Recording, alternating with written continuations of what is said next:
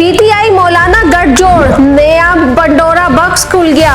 मौलाना फजलुर रहमान का जनरल बाजवा फैज हमीद पर तहरीक अदम एतमाद लाने का इल्जाम। कमर जावेद बाजवा और फैज हमीद की दो टोक अल्फाज में फजलुर रहमान के बयान की तरदीद। इमरान हुकूमत के खिलाफ तहरीक अदम एतमाद जनरल बाजवा के कहने पर लाई गई। मौलाना फजलुर रहमान का बयान। पीटीआई ने फजलुर रहमान से उमर अयूब को वज़ीर आज़म का वोट देने के लिए हमायत मांगी। मौलाना फजलुर रहमान का इंतखाबी नताइज मुस्तरद करते हुए अपोजिशन में बैठने का ऐलान। जेयूआई अमीर को चाहिए कि वो पहले अपने हकाइक दुरुस्त कर ले। कौन बनेगा वजीर आजम की दौड़ में सियासी जमातों की जानिब से एक दूसरे पर कीचड़ उछालने का सिलसिला तो जारी ही था, मगर अब साथ ही फौज के साबिका हुक्मरानों को भी उसमें घसीट दिया गया है। जमीयत उलमा इस्लाम के सरबराह मौलाना फजलुर रहमान ने नया पंडोरा बॉक्स खोल दिया है। उन्होंने इंकशाफ किया है कि इमरान खान की हुकूमत के खिलाफ तहरीक अदम एतमाद साबिक army chief general retired Bajwa के कहने पर लाई गई। तहरीक अदम एतमाद के वक्त जनरल रिटायर्ड बाजवा और lieutenant general retired Faiz Hameed राब्ते में थे। जनरल रिटायर्ड बाजवा और फैज हमीद के कहने पर नून लीग और पीपल्स पार्टी ने मोहर लगाई। मैं खुद अदम एतमाद के हक में नहीं था। पीटीआई के खिलाफ अदम एतमाद की तहरीक पीपल्स पार्टी चला रही थी। पीटीआई की हुकूमत स्टैब्लिशमेंट ने बनाई और उन्होंने ही गिराई। फजलुर रहमान के इस बयान के बाद साबिक army chief general retired Qamar Javed Bajwa और साबिका DGISI lieutenant general retired Faiz Hamid ने दो टोक अल्फाज में उनके इस बयान की तरदीद की है। साबिक आर्मी चीफ और साबिक DGISI के करीबी जराए ने मौलाना के बयान की तरदीद करते हुए कहा है कि जेयूआई अमीर को चाहिए कि वो पहले अपने हकाइक को दुरुस्त कर ले,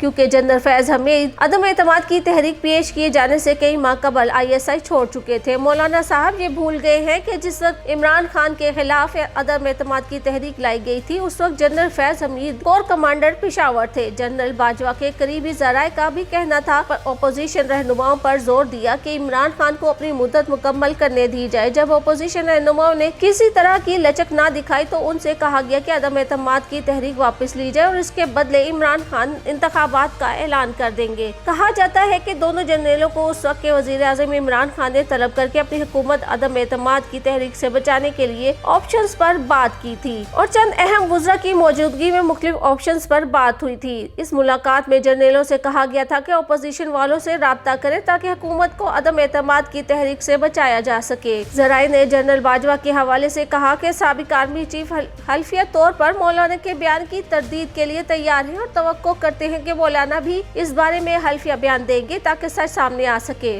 दूसरी जानिब पीपल्स पार्टी और नून लीग की जानिब से भी मौलाना के बयान की तरदीद कर दी गई है। इनका कहना था कि जनरल बाजवा तहरीक के हक में नहीं थे और दोबारा इलेक्शन की तरफ जाने के हामी थे, लेकिन मौलाना तहरीक अदम एतमाद से पीछे हटने को तैयार नहीं थे। और अगर हकाइक पर नजर डाली जाए तो जनरल फैज हमीद इमरान खान के काफी करीबी अफराद में से हैं और जिनके बारे में कहा जा रहा था कि इमरान खान जनरल बाजवा को हटाकर जनरल फैज हमीद को आर्मी चीफ के ओहदे पर लाना चाह रहे थे ताकि उन्हें फौज की वो सपोर्ट दोबारा हासिल हो जाए जो वो खो चुके थे। लेकिन इससे कबल सारी कहानी ने पलटा खाया और इमरान खान के खिलाफ तहरीक अदम एतमाद पेश कर दी गई। अगर ये सच था तो मौलाना का बयान सरासर झूठ पर मबनी है और क्यों ना हो, इस वक्त वो जिस पार्टी के साथ हाथ मिलाए बैठे हैं, इनकी सोहबत का कुछ तो असर मौलाना पर भी होना था। और तज्जियाकारों का भी यही कहना था कि इस तहरीक का सबसे ज्यादा फायदा मौलाना को ही होना था। उनका ये बयान कि वो ऐसा नहीं चाहते थे किसी झूठ से कम नहीं है। अब वो सिर्फ पीटीआई की हिमायत हासिल करके इनके साथ कोalition गवर्नमेंट बनाना चाह रहे हैं और कुछ नहीं। अब देखना ये है कि पीपल्स पार्टी, जमात इस्लामी और दीगर जमातों के साथ कोalition का ऐलान करने के लिए इनका नाम इस्तेमाल करने वाली पीटीआई जमात मौलाना के साथ क्या सलूक करेगी, जो अभी से ये कह रही है कि वो सिर्फ मौलाना से सपोर्ट चाहती है, कोalition नहीं। दूसरी जानिब मौलाना के इस बयान ने इनकी गुज़िश्ता इत्तेहादी जमातों को नाराज जरूर कर दिया है।